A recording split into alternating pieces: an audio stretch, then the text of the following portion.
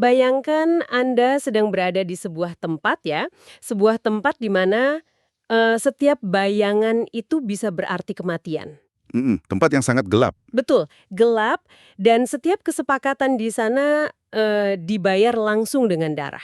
Wow, itu pembukaan yang cukup mengerikan ya. Memang harus begitu. Nah, selamat datang kembali di eksplorasi mendalam kita. Hari ini kita akan membedah sumber teks kita, yaitu bab 7 dari Monumen Luka. Judulnya Loji Inggris, Barter Gelap. Iya, bar tergelap. Bab yang sangat intens. Sangat intens. Misi kita hari ini, untuk Anda yang mendengarkan, adalah mengupas tuntas pertemuan paling tegang antara Suryo dan Ajen Mur. Ini terjadinya di Sumur Tegal Loji. Tepat di tengah malam kan? Ya, tengah malam. Kita akan menelusuri bagaimana sebuah transaksi rahasia di sudut gelap ini bisa, maksudnya benar-benar mengubah nasib tiga kekuatan besar yang sedang bertarung. Sebuah titik balik sejarah yang luar biasa. Mari kita urai ini.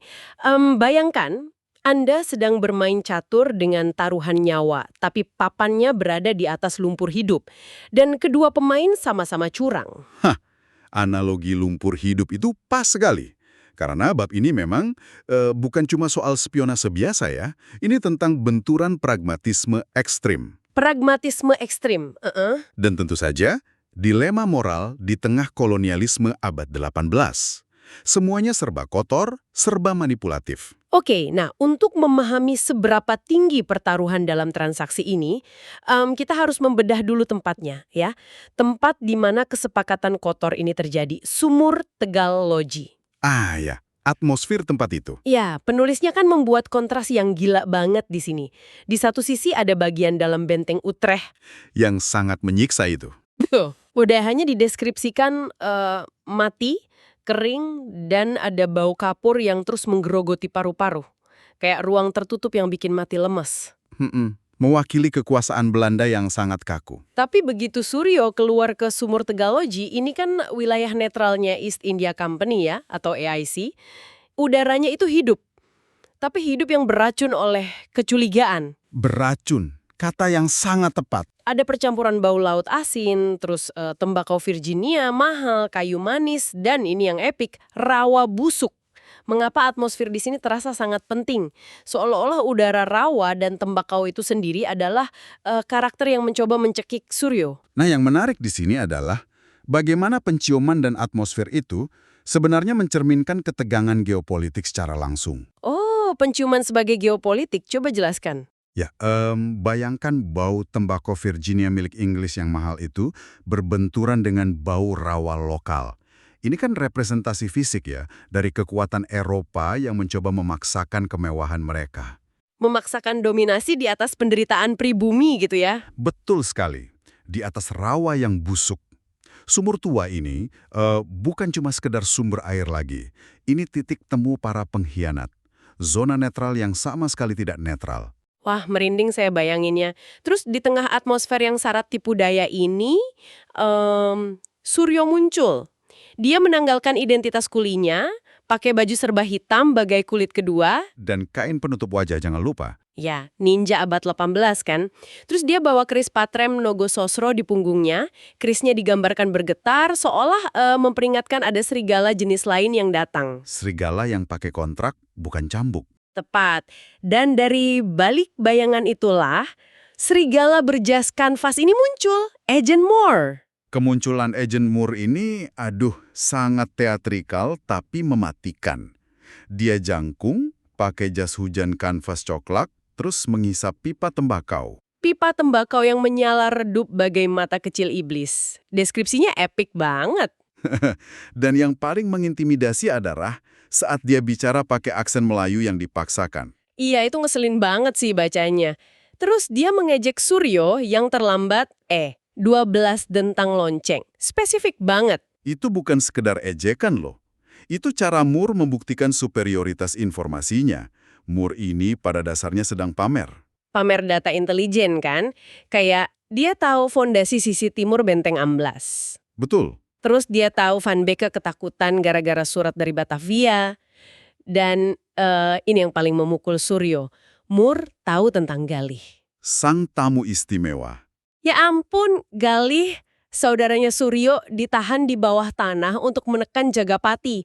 Maksud saya, Moore tidak memegang pisau di leher Suryo ya. Dia memegang rahasia. Dan di dunia ini, rahasia jauh lebih tajam dari pisau. Sangat tajam. Nah, jika kita hubungkan ini dengan gambaran besarnya, Moore adalah personifikasi murni dari EIC. Bagi dia, informasi itu mata uang, jauh lebih berharga dari emas. Jadi Gali itu cuma komoditas buat dia. Pasti. Moore pakai fakta tentang Gali bukan buat unjuk gigi doang. Itu kail. Kail yang dipasang supaya Suryo sama sekali tidak punya opsi untuk nolak tawarannya. Gila.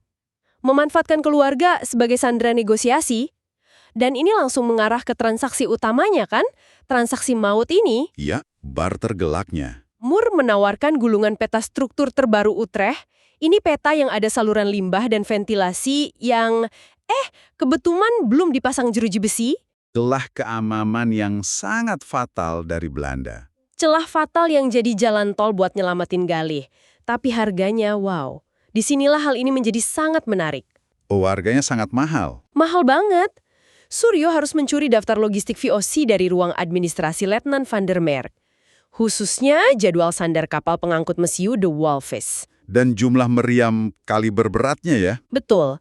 Dan Inggris mau ngebakar kapal The Walvis ini di tengah selat supaya Utrecht jadi monumen batu tanpa peluru. Tapi, tunggu dulu, saya harus tanya ini. Moore meminta Suryo membakar tangannya sendiri di api Belanda kan? Secara kiasan ya. Bukankah ini misi bunuh diri? Ruangan letnan itu dijaga 24 jam. Mengapa Suryo bahkan mempertimbangkan untuk setuju? Risiko disiksanya gila-gilaan loh.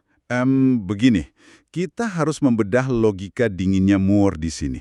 Ledakan The Walvis itu bukan cuma buat Inggris. Terus buat apa? Buat Suryo juga. Coba pikirkan, ledakan raksasa di laut itu akan mengalihkan seluruh perhatian garnisun Belanda ke pantai. Oh, jadi kayak pengalih perhatian massal gitu. Tepat. Sebuah kekacauan yang sempurna buat Suryo mengekstrak Gali dari bawah tanah. Ditambah lagi, secara administratif, Van Beek pasti akan dihukum gantung oleh Batavia karena kehilangan kapal mesiu. Wah, gila.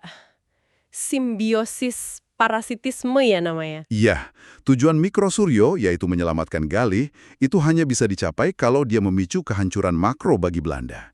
Yang mana, itu adalah agenda Inggris. Agenda EAC, astaga. Jadi secara logis ini masuk akal, tapi beban psikologisnya pasti berat banget buat Suryo kan. Membawa dia ke tepi jurang kehancurannya sendiri. Pasti.